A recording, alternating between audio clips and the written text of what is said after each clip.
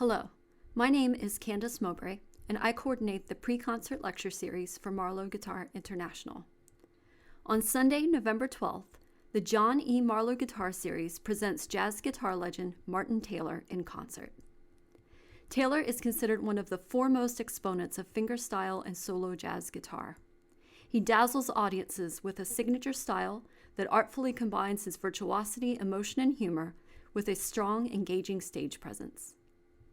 A Grammy-nominated musician, Taylor is celebrating his 50th anniversary of performing for audiences around the world and has earned global acclaim from fellow musicians, fans, and critics alike.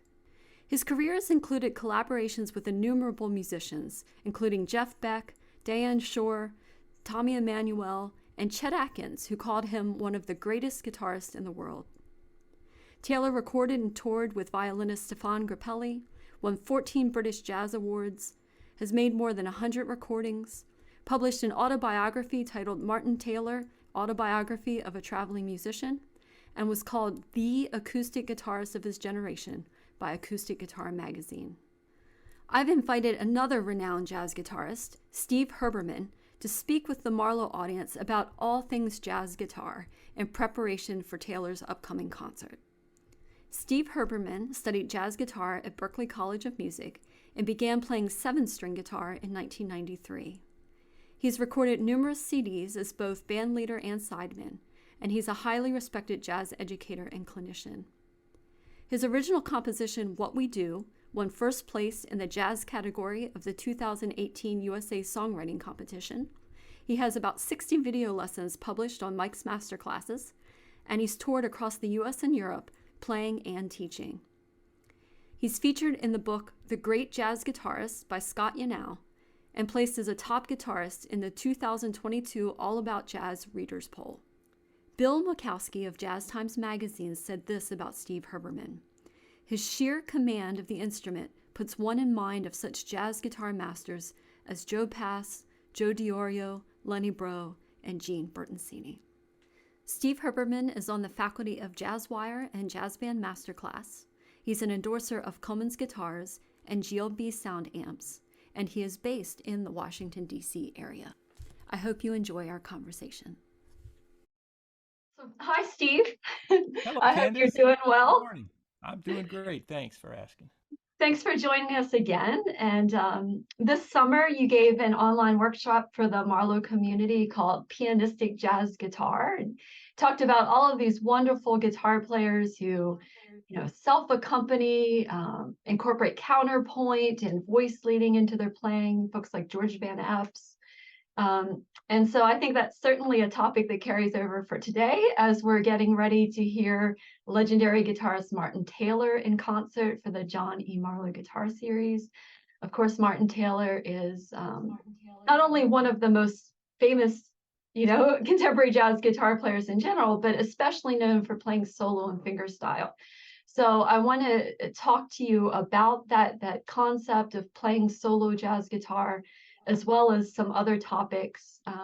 Our audience, we have folks who maybe don't listen to jazz or haven't really delved into jazz guitar very much, but then we also have people who are longtime aficionados and players themselves. So I hope that maybe we can cover a whole variety of topics for everybody and do that all in 20 or 25 minutes. So it'll be a challenge, but I'm game. I think we can do it. Let's do it. So I want to start by talking about solo playing, because this is an area where classical and jazz have some things in common. Of course, the texture of what we're playing and fulfilling various voices to fill out the arrangement or the composition. We can even see some crossover of technique, that sometimes solo jazz guitar players will play with the guitar a bit more vertical, or maybe even use a footstool. Actually, this is a Martin Taylor connection. I do these lectures called The Art of Classical Guitar, where it's like Classical Guitar 101 for new listeners. Mm-hmm. And when I show pictures of seating position, I always show a picture of Martin Taylor actually using a footstool, just like classical guitar players would do. I don't know if he uses it all the time, but would you share with us some ideas about playing solo jazz guitar? It could be techniques or considerations you have to make, challenges?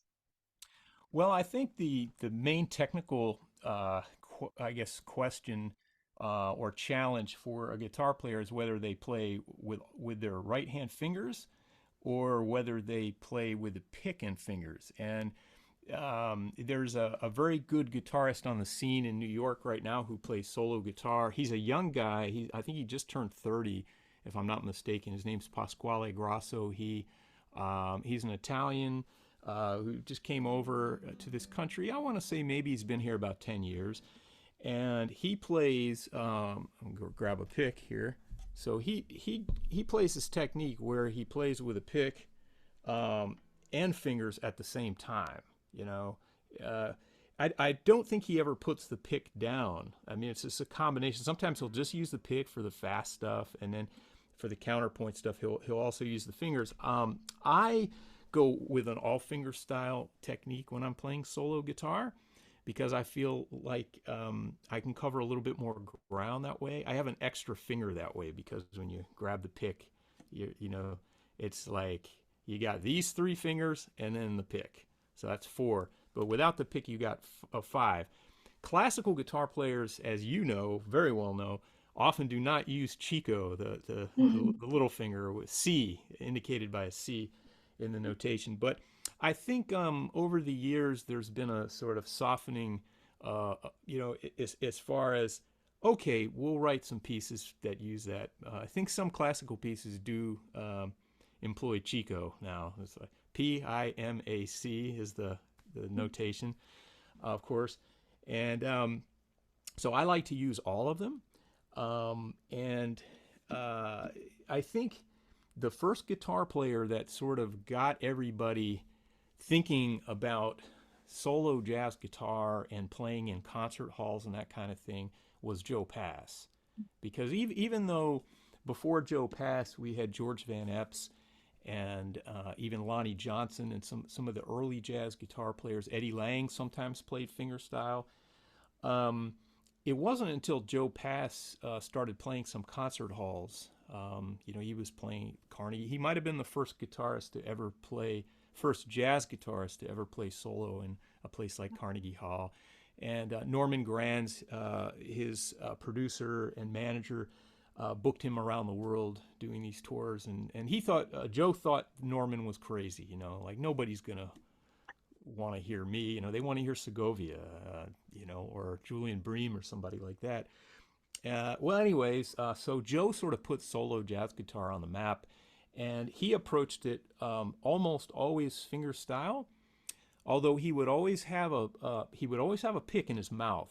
You know, this is kind of a funny story. So here's a flat pick, and Joe would cut it in half and have the bottom part of the pick in his mouth, and it would just the pointy part, his little tiny pick. Joe's wife one time told me, I got to know Ellen Pass pretty well, and she said she was always afraid he was going to swallow that thing while he played because he hardly ever used it, but it was in his mouth, you know, and she was always nervous. So Joe would take the pick out and play usually one song per set, or maybe even for the whole concert, we'd just play one song with a pick, and it would be a very virtuosic, fast thing that he couldn't do with his fingers because he sort of had limited right-hand fingerstyle technique, unlike a great classical player who could, you know, pretty much play anything. Somebody could play with a pick with their fingers. Joe is a little bit more limited, but he was dealing with a lot of classical concepts, you know, a lot of voice leading concepts. So if the chord went like this, and that was supposed to be the chord, held for 4 beats, he would move lines within the chord. He would take basically the chord shape, and he was adept at moving voices. And his whole thing was to keep it moving. Motion is the secret to playing good solo guitar of any style. Is motion, and so. Yeah, so Joe's kind of our hero in that respect, you know. Maybe some people could pick on him for certain things. He didn't maybe have the best tone at times or whatever, but he didn't really. He cared more about the musical content content. And you'll laugh at this. He used to get his fingers manicured at a nail salon. So that tells you where he's coming from, because I think most of us do our own nails. Yeah, I do know some folks through the years who have done that, and I've certainly done it when I broke a nail. Oh, Because okay. the technology got better, where it wasn't these real thick things. But it's Yeah. funny you said about the classical players using a pick, because I remember distinctly a particular chamber program concert I was doing with a flute player, and there was this really fast scale run in it. And I actually play pick style and classical style guitar. I started out really wanting to be a jazz player, and it just didn't go my way, so to speak. But I remember playing with my partner and thinking, this would be so much easier if I could just pick up a pick to use it for the scale run. And I really Exactly. contemplated doing that, because at the end of the day, what mattered to me is whether the music comes That's out right. and my own comfort. Like if I can play it this, why be one way or the other? But I can imagine that's probably not the mainstream perspective on that particular technique. No, and it is hard to switch back and forth. So sometimes I have this little trick where I put the pick up here, and it just sort of Oh, sits by the strap button. Instead of having like a pick dispenser, I grab the thing. But just by grabbing it, it's not in the right position. You have to rotate. You have to get the position. It takes a second. It takes a couple of seconds to get it in the right position.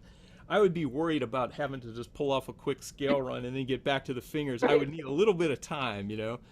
I know I've been fascinated through the years actually watching jazz guitar players who play pick and fingers, and yeah, actually seeing where they tuck the pick. And it's yeah, amazing what people learn to do, like tucking between their fingers. Yeah, yeah. They put it here. I've never been able to do that. I would just drop it. right, me too. And also I do think that when you store the pick here, it's compromising your relaxation of your hand and stuff. You're having to tense up your hand to hold that thing, and it's just, to me, not good. I read in George Van Eps's book, Harmonic Mechanisms for Guitar. This was kind of my Bible, like back in the early '90s. Actually, I'll mention Martin Taylor too, because in the early '90s he came out with an album called Skyboat. I'm pretty sure it was the early '90s. It was on Concord Jazz, and I remember hearing him play a solo piece on that, and thinking, "Wow, this guy is really influenced by Joe Pass." And at that time, I think he really was. He had already played with Stefan Grappelli, or he might have even been currently playing with him. And he's definitely evolved over the years, where when I hear him, I'm not necessarily thinking Joe Pass right away, you know. But sometimes he early on he could sound a lot like him. It was probably I just was that just, one track he sounded like and him. I was wondering, kind of an insider's point of view, when playing solo jazz guitar, to what extent are some things worked out? And how does improvisation fit into, in the moment solo playing? Does that make sense what I'm Yeah, asking? that's a great question. And if I were to answer this personally, I would say that my my MO was that I when I was first learning how to do it, I used to compose. I would arrange solos, but I would never really like the finished product enough to keep playing that for years and years. So I decided, well, since I'm supposedly going to get better all the time, I'm really not going to arrange something. So I'm going to know the melody very well and the chords very well, and put it through a few keys and transpose and really understand the song well enough that I can improvise something, do a very bare bones arrangement even, um, instead of arranging. And I went for years, I mean, so many years, like I want to say 35, 40 years with that concept, that I would just go to a gig, if it was a solo gig, and I wouldn't play any arrangements. Um, but then I heard Gene Bertoncini, great nylon. He plays a lot of nylon string guitar, and he comes up with these brilliant arrangements. And I got to be pretty good friends with Gene, and I was talking to him one day, and I said, what happens when you forget part of your arrangement? You know, and he said, well, that is a real problem, because I really have to know the tune really well, so I can sort of fake it and try to get back to the arrangement. Or sometimes I just say abandon the arrangement and just maybe end the tune early or whatever. maybe change the form of the tune if you have to, just a little bit, cut the bridge out, shorten the thing. But yeah, for me, I have come back sort of to arranging things quite a bit, because I put out these, I would say a couple times a month, I put up a solo video on YouTube, just to keep myself active when I'm not teaching and playing. It's like a project, and so I'll arrange something, and it'll be changing a lot up until the very second I record it. And then even while I'm recording, take after take, I start realizing, oh, I liked what I did here. I should remember that, and so I'll do it on a subsequent take. But I always try to leave a solo section that's totally improvised. Mm. So I would say if it's not happening that day for me, on a rare occasion, I have also just played the melody with no soloing. I have that as a backup. So at least I know I've got. It's an interesting mental game that I play, because I don't want to take more than like 6 or 7 takes of something. So I don't want to like be for hours and hours sitting there. So I'll play just a very basic arrangement of the melody of the song without a solo, and then I know I've got something in the can ready just in case everything else fails miserably. I know at least I have a good fallback. But I usually don't have to resort to that. I mean, a couple times I have. So if you ever hear something there's no improvisation, no solo section, that was the first take, the easy, thing. I'm just starting to do an arrangement right now on a tune, and I know we were talking a little bit beforehand about some of the questions you were going to ask me. And one was about picking arrangements. Yeah, so yeah. I'm I'll really ask curious, your like, what question. inspires you? Yeah. Yeah, I just kind of, it sort of, naturally went into this direction. So right now, I've always loved this tune called "Sweet Georgie Fame," which is he was a pop vocalist in England back in the '60s.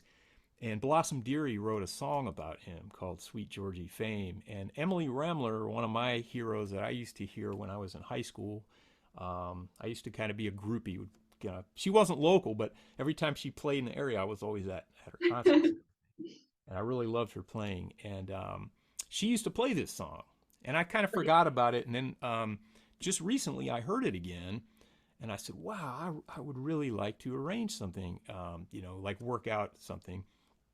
And so I went on YouTube and listened to how many solo guitar versions of that song there are. There might be about 5 or 6 or so, and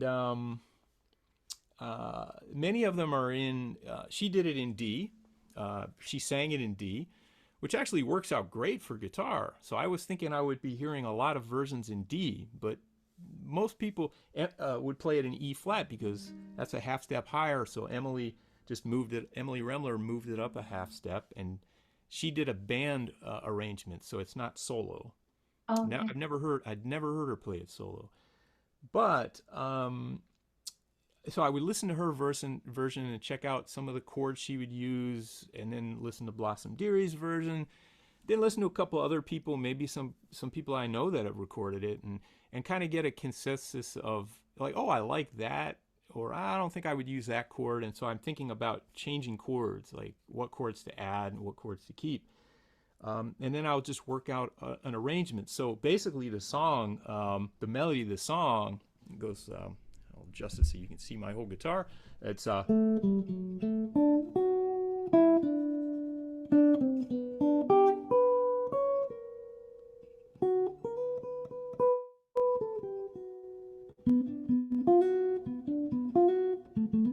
that's the first half of it. Well, actually, it's the first A section of the tune, and there's a little bridge, which starts with the lyrics, "London Bridge is falling down." It's kind of interesting. Cute.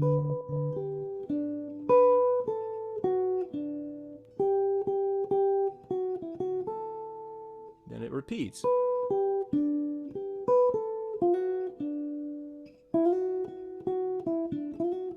And then it goes back to the A section, the melody.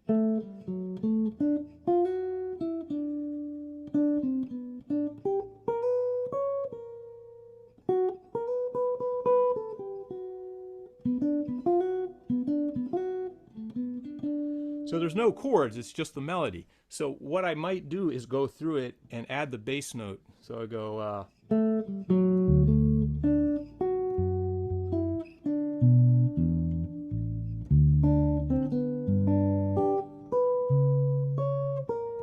that's a seventh string, by the way. It's an extra string on the guitar, so you can get the low notes on the sixth string up higher. So this is a real bare bones, but you start hearing the harmony a little bit with the bass note. So that's often the approach that I'll take, is combine the bass and the melody. And so this is an arrangement. Actually, I started working on this yesterday a little bit. So it just hit me like, okay, I think I'm going to do it in D. Then I'll start fleshing it out a little bit more. So it's more, the chords have 3 or 4 notes in them.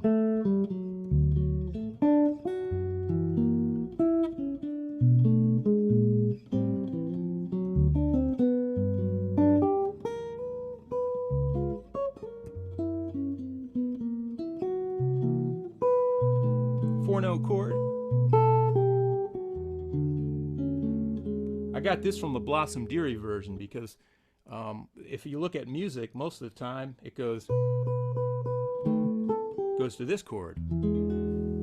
But the Blossom Dearie version, you can hear the piano player, which is her, by the way, you can hear her go, I'm sorry. There's this little moving line in there. Oh, wow, that's really great. I'm going to do that too, you know? So things that I like, that I hear, I go, oh, I gotta make sure I do that because that's in the original version. And that's really, that's sort of a quick way to explain how I go through an arrangement, you know, and the process.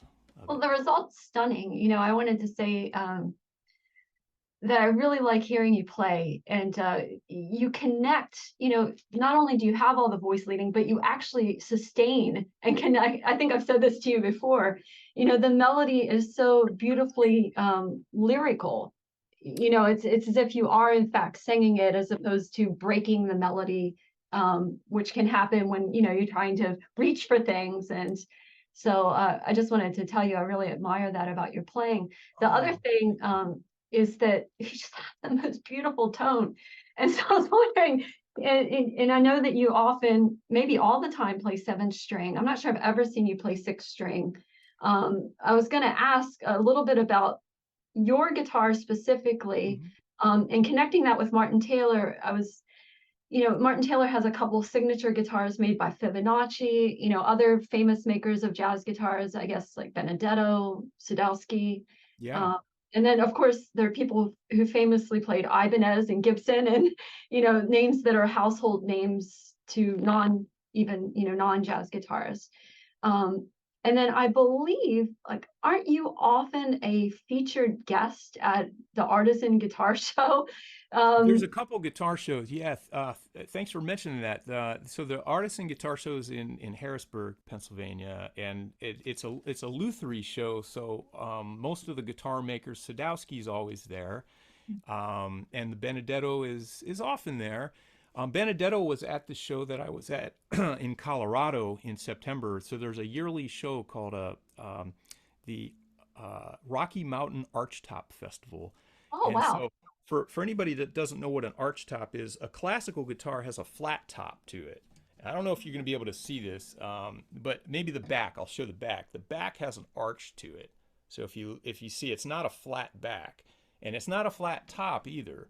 So there are these flat top guitars that are steel string guitars like this one, but it's got a round sound hole, and they're usually kind of like tan or beige colored, like the guitar behind you, Candace, the classical guitar.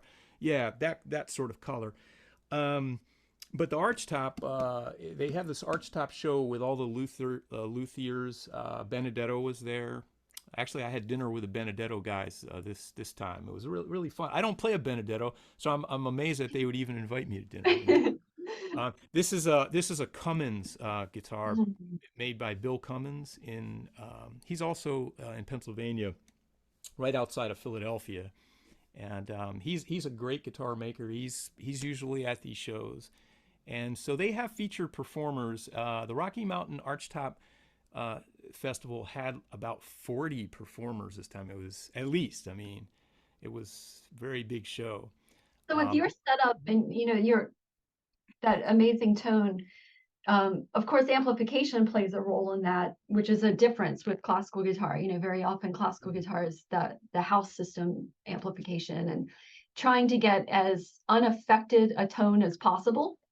And you have a very natural tone. Like I can hear the actual string sound, if that makes sense compared to some folks who play jazz have very processed sounds where the amplification.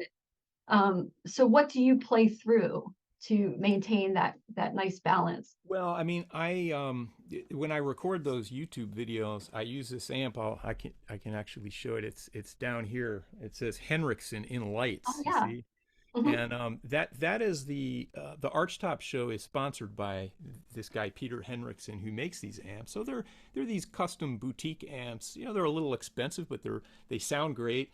And I like it because it's got a line out that I go directly into my interface, and so all kinds of noise can be happening in my house, and it won't get picked up by any microphones because there are no microphones. It's going directly in. Nice. Um, and I like to record that way, but when I record with nylon string guitar, I use a very expensive mic, like a ribbon mic. That I don't know, it's like $1,000 mic or something like that. Right. Um, and I don't use any amplification for that. I mean, so I'm a big believer when I play nylon string, I don't really want an amp for that. So I can't go to a gig with my nylon string guitar. I never feel comfortable plugging in a nylon string guitar. I think it just doesn't seem to mix well. I've been, through the years, besides playing, recital hall concerts, I have done a lot of chamber music, so performing with string quartets and flute players, but then also just a lot of gig work, restaurant works and weddings.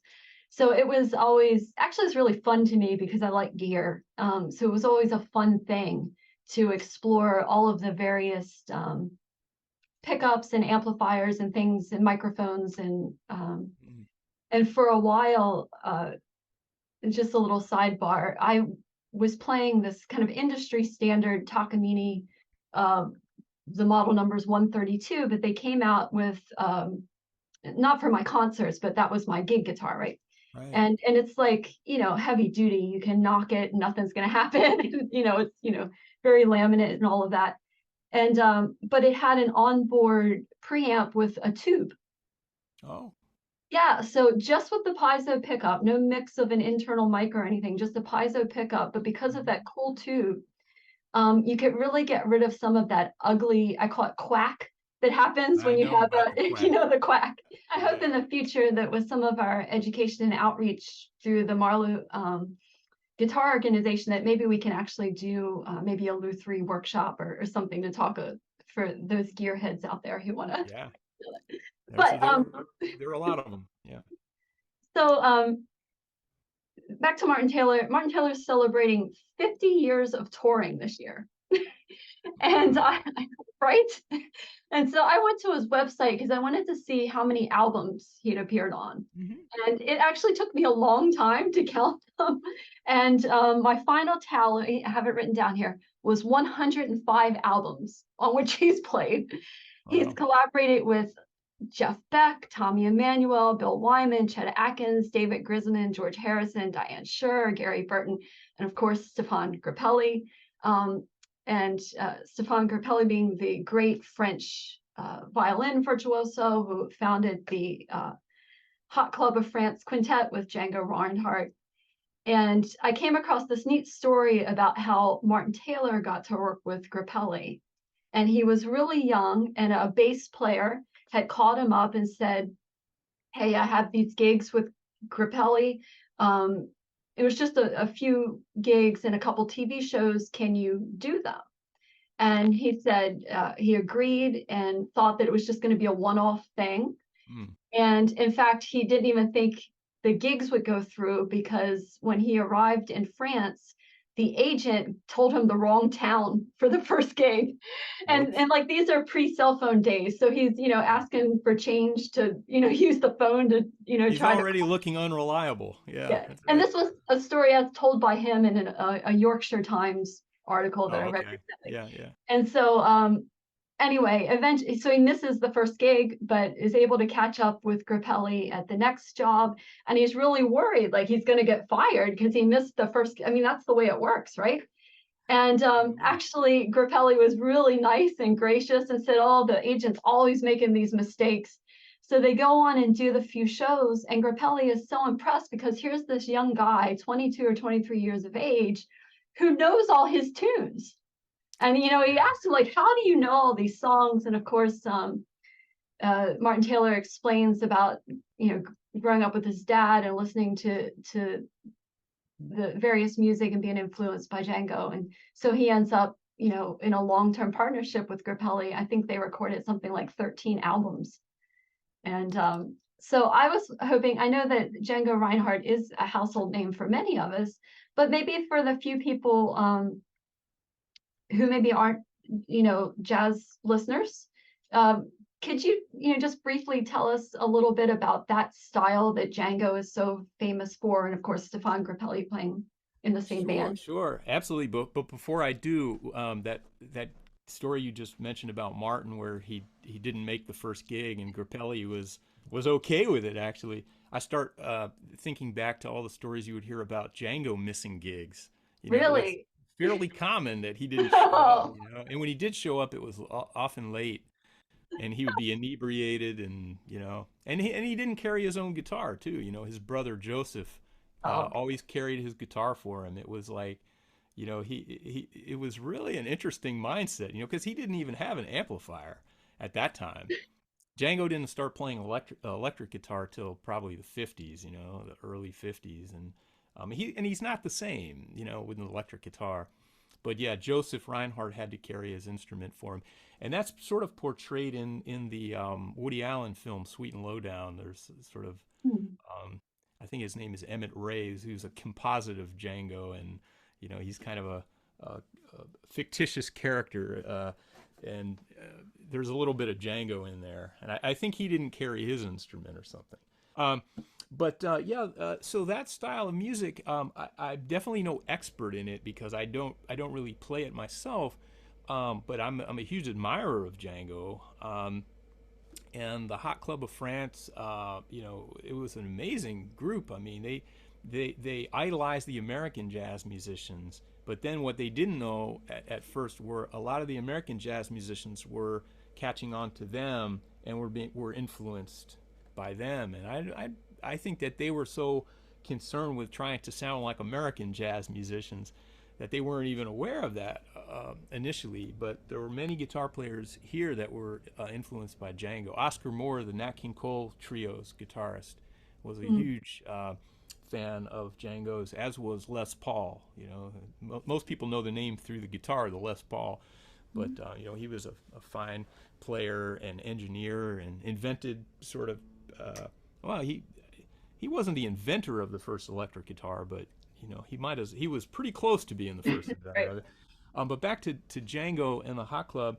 So that music is very passionate and very exciting, and there's just so much emotion in that music. And Django was doing, playing with these gut strings that aren't the strings that I play or that you play. I think they were made out of animal intestines. I hate to say it. But he was like giving the notes a lot of vibrato. Bending.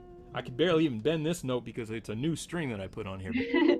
But this one, like, you can take that and sort of really give it character. And then he was doing all that kind of stuff. He was playing harmonics. He was adding that kind of stuff in. He was doing the tremolo effects and there's really fast strumming stuff. He wasn't doing it that way, probably. Might have been using his thumb. But it was just such a colorful way of playing the guitar. And he played the entire guitar. He didn't just play, in the high registers when he soloed. He was all over the instrument, and with two fingers at his disposal, which was crazy because these two fingers were paralyzed in a fire early on in his career. So I think he used them a little bit sometimes. In fact, there's a clip of Django playing that you can see in the only surviving, I think there's two surviving clips. You can actually see him at the beginning play a chord, and he touches a couple of these fingers to get a note or two. Wow. It surprised me. Oh, But Django played this chord a lot. He was a fan of the 6/9 chord because those were the two fingers he had. He might have been one of the first guitar players to play that chord, and it was just it worked, for his anatomy at the time. Um, that's an incredible,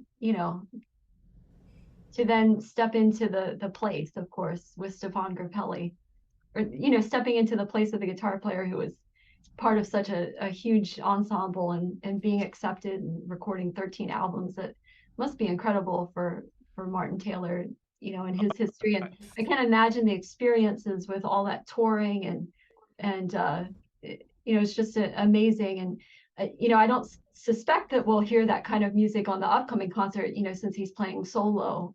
But you never know what will happen. yeah. Um, You never know, and I not to cut you off. I just before I forget, I wanted to recount this one interview I heard about. I read on Martin back when I was. I don't want to make him feel old or anything if he sees this, but it was a long time ago, and it was in Guitar Player magazine, and they asked him about how he comes up with arrangements because Stefan Grappelli always let him play one solo piece, like on every concert, he'd play a solo piece. And Martin was trying to challenge himself, and so he would say, usually I would think of what I wanted to play on the airplane, and I would think about what key I wanted it in and how I wanted to arrange it, and then when I would land, I would pick up my guitar and I would run through it a little bit. But he said he would work it all out in his head on the plane, Amazing. and that blew my mind, to hear that it was like almost all done in his head. Well, So that tells you a lot about him. in trying to describe Martin Taylor, I used that word household name before, but like in jazz guitar, I mean, Martin Taylor is really one of the most famous and revered. And actually, you and I both ended up sitting back to back at a Martin Taylor concert That's several right. years We were right ago. next to each other, actually, I Right. think, weren't we? Yeah. A room full of guitar players, I suspect, because And we had ticket numbers and everything, so assigned seats, and right. it was really, yeah, amazing. Oh, But he asked me. I said I wanted to meet him because I think I had met him back at the One Step Down when he played with Emily Remler back like so many years ago, but he wouldn't remember it, and I barely remembered it. It was so long. I do remember them playing together, and it was amazing. And so he said, "Yeah, why don't you come early, and for the sound check?" And so I came. I was there a little bit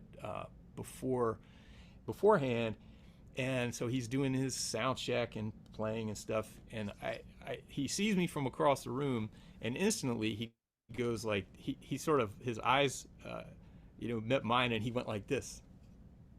He went into this position, like kind of making fun of me because I used to play with a very high neck, even higher than I do now. Um, and so that was the first thing, that he went like this. So yeah. Oh yeah, I've been a fan of his for many many years, and he's also he's got a really great sense of humor. He's got a very funny book that's out of anecdotes and things.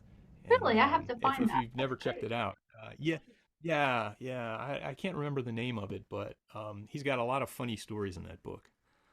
You know, Wonderful. Well, I'm looking yeah. forward to it so much. And I also want to know a little bit about what you're up to. Like, where can we come Oh, see okay. you, and or maybe learn some more from you? I think you're involved in a series of workshops right now in the local region. Yes, I do a twice a month workshop in Washington D.C. near the convention center. It's at a church. They have a really nice space there that I teach at times. Sometimes I do band teaching there for all instruments, and then other time. But the guitar workshop is something that's regular that I do twice a month. And we have all levels of guitarists in there pretty much. They're all adult amateur guitarists, and a really good bunch of people. And as far as performing, I perform sort of down the road from there because this is on Massachusetts Avenue. If you take Massachusetts Avenue towards DuPont Circle, I play right off of DuPont Circle at an old hotel called the Tabard Inn. And I've been playing at the Tabard Inn since 1999, which I guess has been a while now. Um, and that's normally I do usually one Sunday a month, sometimes two, and then either one or two Mondays a month. It's kind of cut back a little bit since the pandemic because we had an extra night. We had a Tuesday night, but so now it's just Sundays and Mondays. But we're hoping it'll open back up. And as far as other places, I play a lot of random places. Like I'm playing at the Willard Hotel on Sunday morning for a private event, and then I'm playing at the Tabard this Sunday. But by the time this airs, this probably will already be. Where do we find your Yeah, schedule? Like, where do we find uh, your schedule if we want to? well, I would say on my website, but I'm very bad about posting. I've got to get better about it. I forget to add my dates all the time to that. Friend me on Facebook or follow me on Facebook or something, because that's usually where I remember to write stuff. There's just too many steps involved doing my website performances. There's just like a few more steps that make it a little less appealing for me to do that. But most of the time it just slips my mind. But well, one quick thing I was going to say, earlier on, I was mentioning George Van Epps, and I never continued with my line of thought there because I went in another direction. It wasn't you, it was me. I started talking about two things at once.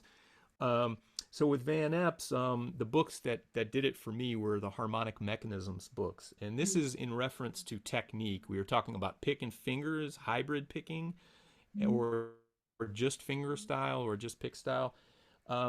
In the foreword of that book, he said, there's many different ways to play the guitar. You could play with just your fingers, with pick and fingers.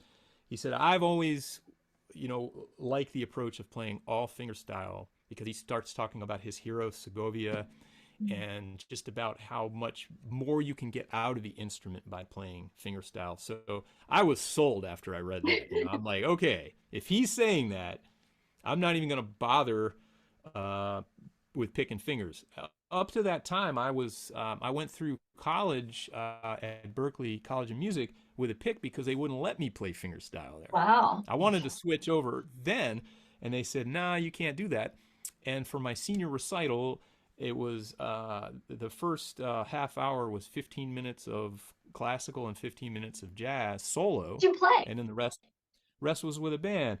I actually did a Mozart piece, believe it or not. It was I got the arrangement from a Christopher Parkening book, and I just kind of adapted. Now, here's the thing that you're gonna be shocked at. I played it with a pick, and the reason why is because they wouldn't let me play it with my fingers. The head of the guitar department, Bill Levitt, who became a really good friend of mine and an important mentor, and a great educator, wrote many great books and everything. His idol was Johnny Smith, who basically legitimized the pick. He said, well, I'm just going to play classical music with a pick. I'm going to do everything with a pick. And so anyways, because of that, I wasn't allowed to do any finger style at all. And then I played a Villa-Lobos prelude. The one here. I'll pick up a pick. It's the one that goes. That it's absolutely nice. Starts that way. Is it number 2? Is it number 3? Which one? Number 3. Number 3. I was one off. Okay, it's been that long. So and then I think I did a third piece as well, something out of classical studies for pick style guitar, the William Levitt book. Yeah, I picked a piece out of that. Right, but I extended it. I did like some of the sections that weren't in there, and I'd have to think about what that was. It was a Bach piece. I'm almost positive. Very good. Well, hey, I can't thank you enough, and I want to get together again and pick your brain. I want to talk more about Emily Remler and all these. You not only are you a brilliant player, but you're just this wealth of knowledge and experiences, and so we're so lucky to have you doing these things for the Marlowe series. So thank you so much. And thank you so much for asking me. I really appreciate it. It's always fun. I always like talking to you. I forget that other people are even listening in. But hello, everybody out there. All right. Well, I'll see you soon then. Take care, Candace. Thanks a lot.